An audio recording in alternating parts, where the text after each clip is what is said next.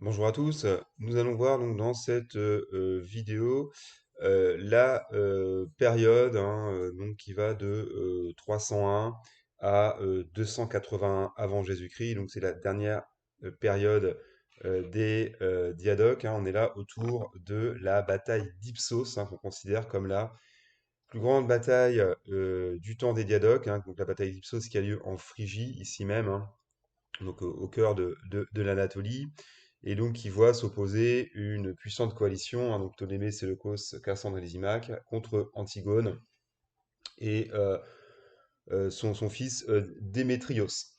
Donc pour revenir rapidement sur le contexte, dès 308, donc il y avait une paix, hein, on avait vu en 311, hein, une paix éphémère, mais enfin voilà, dès 308, le conflit reprend en Grèce, hein, Antigone a ni plus ni moins que l'ambition d'établir un empire eurasiatique, et donc le conflit repart en Grèce, hein, donc entre Démétrios et Cassandre. Et en 304, donc une coalition réunit, donc on l'a dit, hein, Ptolémée, Séleucos, Cassandre et Lysimaque contre Antigone et son fils Démétrios.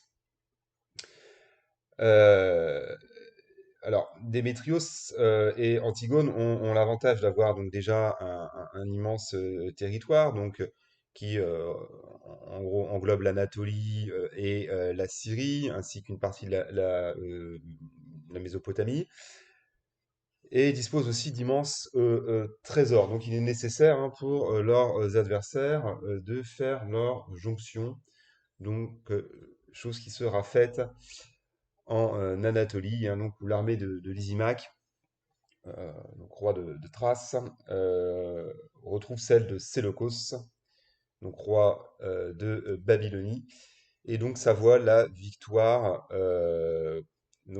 contre les Antigonides à Ipsos. Donc je ne vais pas trop développer cette bataille-là, on aura d'autres occasions dans d'autres vidéos d'évoquer les batailles des dialogues proprement dites. Mais enfin voilà, cette bataille est vraiment décisive. Donc voilà, on considère comme déjà en termes d'effectifs et d'importance stratégique comme la plus importante de la période. Donc Antigone trouve la mort lors de la bataille, hein, il est âgé de quasiment 80 ans. Son fils Démétrios parvient à s'échapper. Et d'ailleurs, hein, il faut savoir qu'il y a le jeune Pyrrhus, donc le roi des Pyrrhes, dont on reparlera, qui participe à la bataille d'Ipsos du côté des Antigonides. Donc à l'issue de la bataille, bah, les vainqueurs se partagent le royaume d'Antigone et de Démétrios. Alors, il faut savoir que Ptolémée, lui, n'avait pas su ou pas pu joindre ses forces à celles de Lysimaque et de Ptolémée, ce qui lui vaudra d'être un petit peu mis sur la touche. Il va en fait récupérer uniquement la Syrie phénicie, donc ce qu'on va appeler aussi la Syrie creuse, la Coëlée-Syrie. Et ce qu'on peut voir d'emblée là sur cette carte-là, c'est qu'il y a un conflit en fait territorial avec les Séleucides qui eux-mêmes réclament la possession de la Coëlée-Syrie, la Syrie creuse. Donc en gros, Phénicie, hein, Israël, Palestine, Liban actuel. Donc ça va être l'objet de 6 conflits, hein, les fameuses guerres de Syrie entre Séleucides et Lagide. Alors Cassandre, lui, maintient sa position donc en Macédoine et en Grèce continentale.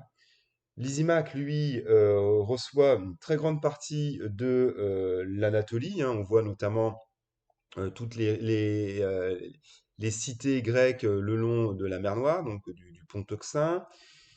Donc voilà, à cette date-là, Lysimaque possède, on pourrait dire, un empire eurasiatique, hein, avec voilà, le royaume de Thrace, mais aussi une grande partie de l'Anatolie hein, jusqu'au mont Taurus. Séleucos, alors qui est le grand vainqueur, on pourrait dire, de cette bataille, s'empare de la partie orientale de l'Asie mineure et surtout de la Syrie, qui va devenir en fait le cœur de l'empire séleucide, qui au départ, hein, l'empire séleucide, on a tendance à l'oublier, mais c'est autour de la Babylonie. Mais voilà, les Séleucides vont avoir fort à faire avec les Parthes à partir du milieu du deuxième siècle avant Jésus-Christ et vont s'établir, voilà, plutôt autour de la Syrie. Et c'est pour ça que parfois, communément, les auteurs antiques et même les modernes, de manière parfois un petit peu abusive, appellent les Séleucides roi de Syrie. Mais au départ, Séleucos, c'est bien roi de Babylonie. Bon, on y reviendra sur la Syrie. Alors, ce qu'il faut voir aussi, c'est que Démétrios n'est pas totalement hors jeu, c'est-à-dire qu'il va garder quelques bases, ce qu'on voit pas sur la carte, mais bon, je l'ai rajouté dans la légende. Donc, il va garder en fait une certaine maîtrise navale, hein. Il conserve une flotte puissante, ainsi que de nombreux mercenaires, et notamment, il va conserver pour un temps Chypre, ainsi que des bases dans les Cyclades et en Phénicie également. Donc Démétrios est pas totalement hors jeu et on verra, il va faire un comeback, hein, dont il a le retour et on sait que bien sûr son fils Antigone de Gonatas va ensuite être en 277 roi de Macédoine. Donc les Antigonides n'ont pas dit leur dernier mot. Donc voilà pour les conséquences de la bataille d'Ipsos. Alors on peut revenir proprement dit sur les différents royaumes. Donc là, on avait bien compris que les diadoques prennent le titre royal à partir de 306-305. Donc c'est d'abord les Antigonides, hein, bien sûr, avec Antigone et son fils Démétrios, hein, après la bataille de Salamine de Chypre, hein, contre les Lagides, hein, donc grande victoire navale. Donc on avait évoqué donc, le cas des Antigonides, je n'y reviens pas. Donc le cas de Ptolémée, donc évidemment roi d'Égypte, hein, qui avait annexé, on l'a vu, la Cyrénaïque dès 322, hein, il avait voilà, étendu sa domination sur les cités grecques de la Cyrénaïque, hein. Et il a aussi, on l'a vu, récupéré, du moins provisoirement, la Syrie creuse après Ipsos. Alors l'ambition des Lagides, et ce sera voilà, leur ambition tout au long de leur règne, hein, c'est de fonder une thalassocratie, c'est-à-dire une puissance maritime. D'où d'ailleurs la rivalité avec les Antigonides pour la possession de Chypre. Sachant également que les Lagides ont des bases en Carie, en Lycie également, et ont une cité qui est alliée, qui est la cité de Rhodes, hein, qui sera assiégée d'ailleurs par Démétrios Poliorcète en 305. Donc voilà pour les Lagides. Alors, revenons aussi sur Cassandre, donc lui, bien sûr, le fils d'Antipater, donc le régent de Macédoine du temps d'Alexandre. Et donc Cassandre possède évidemment la Macédoine, mais aussi il domine, hein, on va dire, avec des garnisons, un certain nombre une grande partie, on va dire, de la Grèce continentale. Et le problème, c'est qu'en fait, il va donc meurt de maladie, hein, en 297. Sauf qu'en fait, le pouvoir ensuite passe successivement, en quelques années, aux mains de ses trois fils. Certains meurent de maladie rapidement, d'autres sont assassinés. Enfin voilà, il y a des querelles matrimoniales et toute une suite de rois qu'on va appeler antipatrides et qui n'ont pas régné longtemps. Et donc, en fait, qui va en profiter pour revenir en jeu?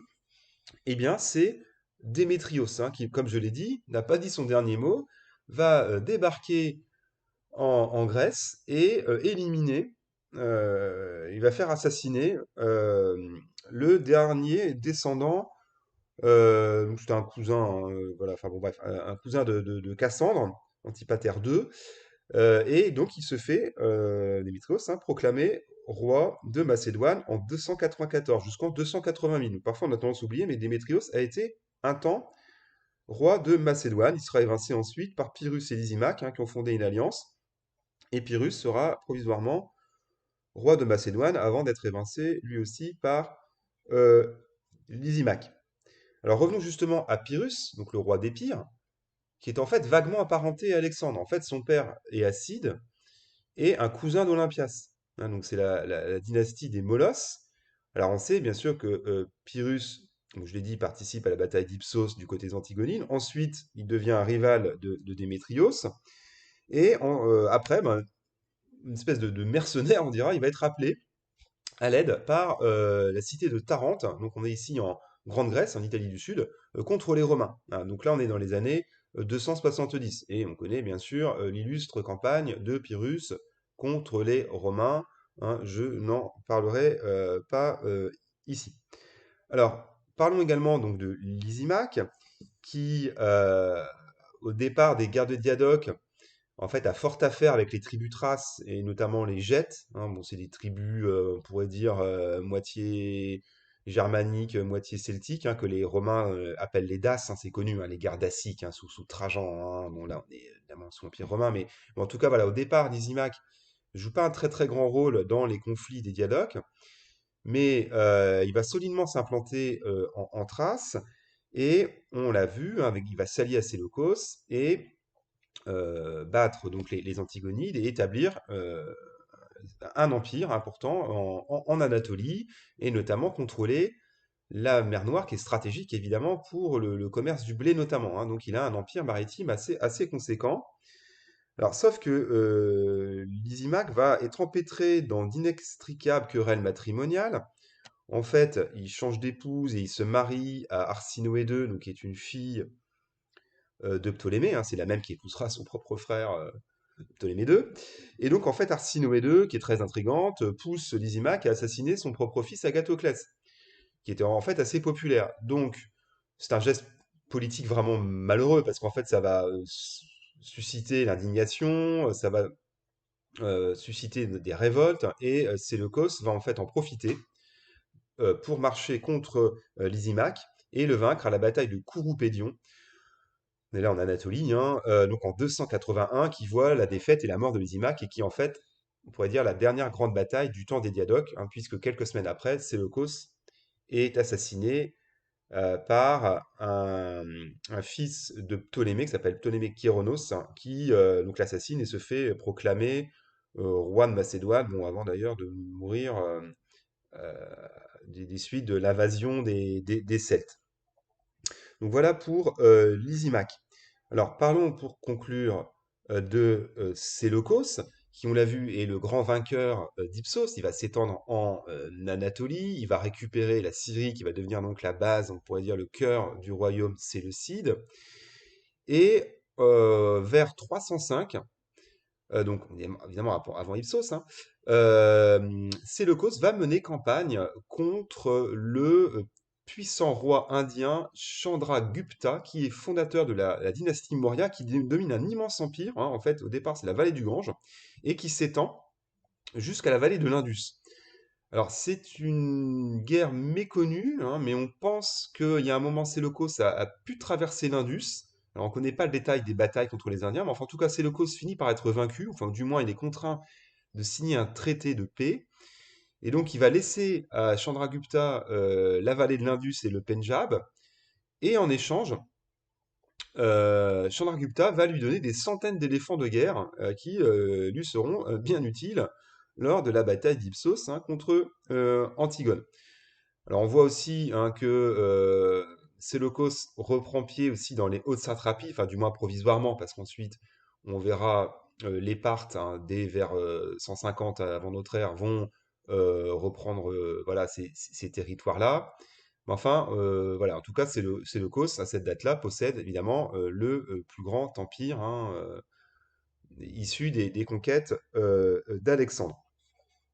Alors, pour terminer, on peut quand même évoquer, je l'ai dit rapidement, les invasions celtes. On est là vers 280, 279, donc que les auteurs grecs appellent aussi les Galates. Donc, ils viennent en gros du nord de la vallée du Danube, hein, et ils vont donc envahir, piller la Macédoine ainsi que la Grèce. On connaît bien sûr l'attaque sur Delphes, hein, et que soi-disant ils ont été sauvés par Apollon, enfin on pense plutôt une tempête, enfin voilà, bref, qui a détruit une partie de l'armée, enfin en tout cas empêché l'expédition. En tout cas voilà, les Celtes sont définitivement vaincus en 277 à la bataille de Lysimachea, donc on est ici en Thrace, vaincu par Antigone Gonatas, donc le fils de Démétrios, qui profite de l'anarchie en fait en Macédoine, et puis évidemment de cette grande victoire, pour prendre le titre royal en Macédoine et fonder la dynastie euh, antigonide. Alors, pour terminer, cette carte aussi a un intérêt, c'est qu'elle montre quelques cités nouvellement fondées. par les diadoques. Alors, je ne reviendrai pas sur évidemment les Alexandries, alors qu'il y en a une quinzaine, hein, et non pas 70 d'ailleurs, comme on le croit souvent, hein. Ça, c'est une erreur de Plutarque qui confond cité et colonie garnison. Enfin bref, en tout cas, il y a une vingtaine, on va aller entre 15 et 20 Alexandries. Donc, on connaît évidemment, j'y reviens pas, la Alexandrie d'Égypte. Mais voilà, on peut s'arrêter quelques instants sur les fondations séleucides, notamment, qui sont assez intéressantes, notamment Séleucie du Tigre, qui est en fait une grande cité marchande qui deviendra en fait la rivale de Babylone, qui est en déclin. Et donc Séleucie, voilà, le grand carrefour commercial du royaume séleucide, évidemment, qui euh, permet ensuite le commerce par le golfe Persique vers l'Inde, hein, sachant que cette route a été réouverte grâce à l'expédition de Néarque, hein, sous le règne d'Alexandre. Et on a aussi d'autres cités. Alors, on en a quatre en Syrie, ce qu'on appelle la tétrapole. Donc, on n'en voit que deux, hein. Donc, il y a Antioche, Laodicée, Apamée, ainsi que Séleucie de Pierie. Et donc, on connaît Antioche, évidemment, grande cité, une des grandes capitales, parce qu'il y en avait plusieurs. Enfin, ouais, il y a eu plusieurs capitales successives. Mais enfin, pour considérer que c'est Antioche qui sera finalement la capitale séleucide. Et donc, voilà. En tout cas, le cause fait ériger quatre cités, hein, ce qu'on appelle la tétrapole en Syrie. Et la plus connue étant Antioche, hein, du nom évidemment de son fils Antiochos, hein, et Laodicée, du nom de sa mère et de sa fille d'ailleurs, qui s'appelaient toutes les deux euh, Laodicée. Donc voilà pour cette période, hein, on va dire la fin du royaume des Diadoques. Je reviendrai dans une autre carte pour situer peut-être plus clairement les différentes batailles de la période. Voilà, je vous remercie et à bientôt.